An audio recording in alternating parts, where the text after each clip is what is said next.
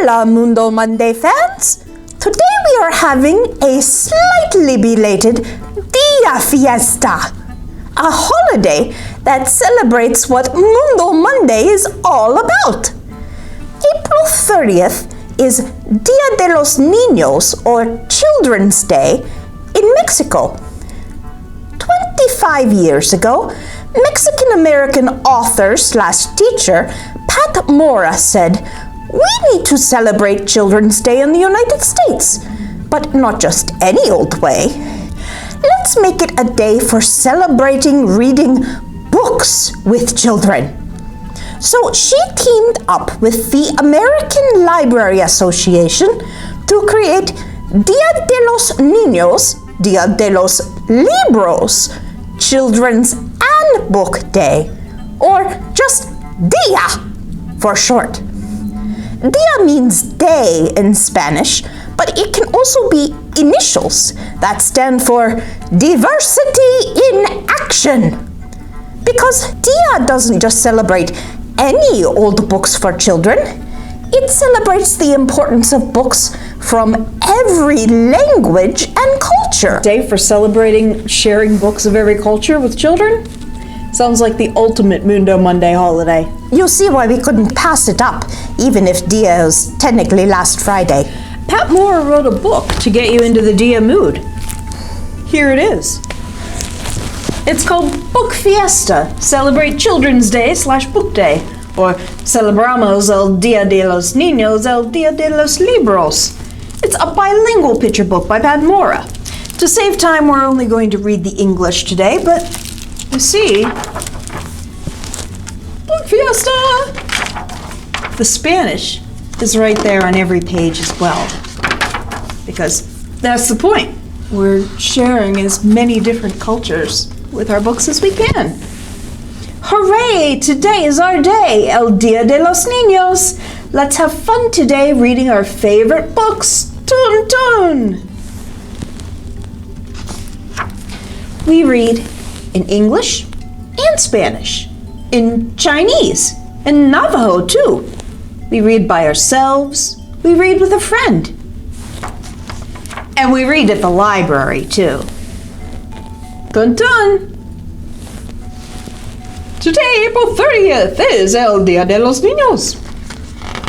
Or a few days after.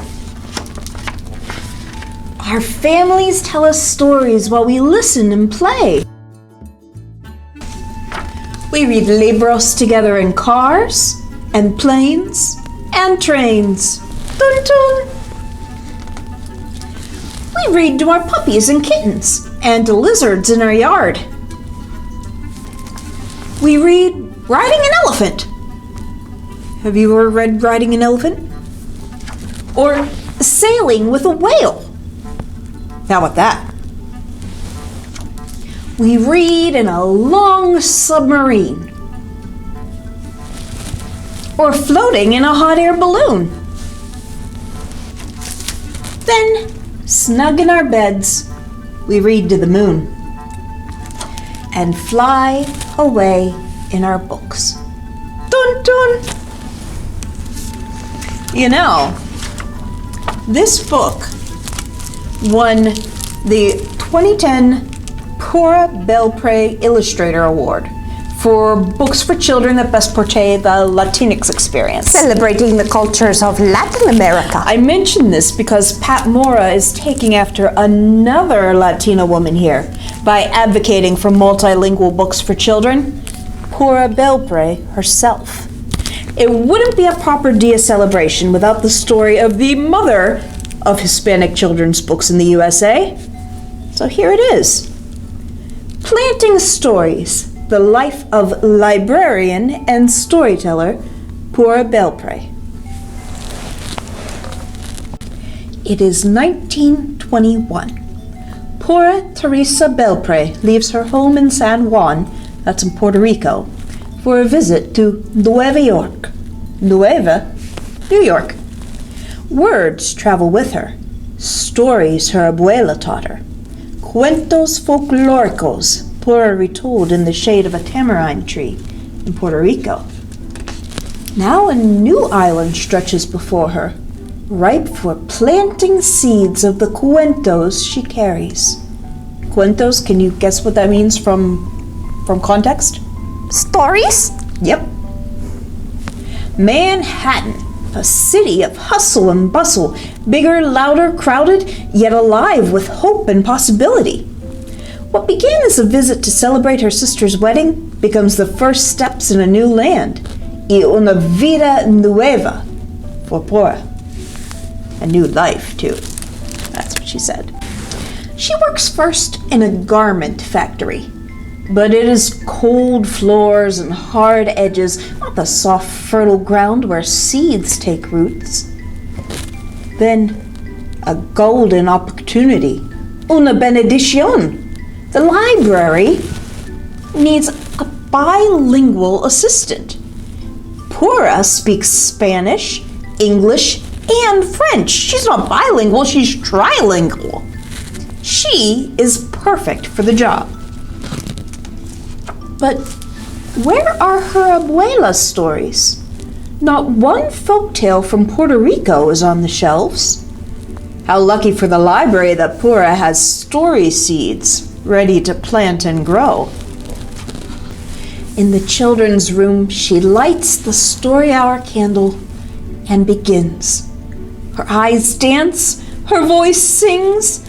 Pura's words paint a picture of a little house with a round balcony where Martina, a beautiful Spanish cockroach, meets Perez, a handsome and gallant mouse. El ratoncito, Perez, y la cucarachita, Martina, a tale from the tamarind tree.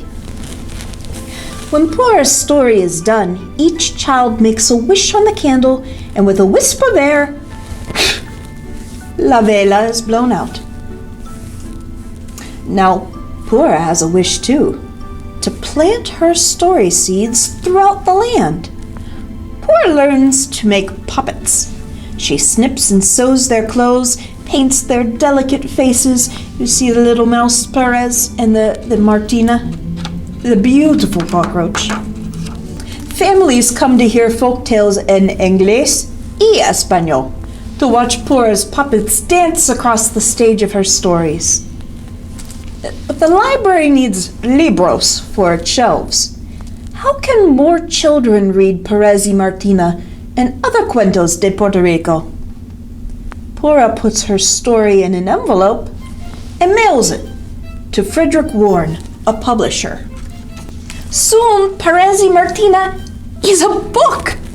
Now a published author, puppeteer, and storyteller, Pura travels from branch to branch, classroom to classroom, to churches, community centers, planting her story seeds in the hearts and minds of children new to this island who wish to remember la lengua y los colores of home. Writing, learning, speaking, teaching, traveling, Pura does not slow down until, like the beautiful Martina, she meets her Perez. On a December day in New York, Pura marries the musician Clarence Cameron White. He is playing his violin.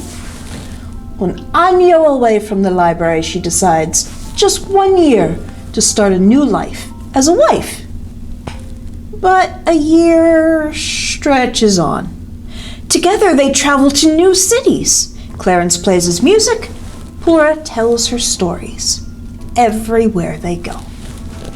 They are happy years of music and writing, separations and reunions, friends, family, and stories, always.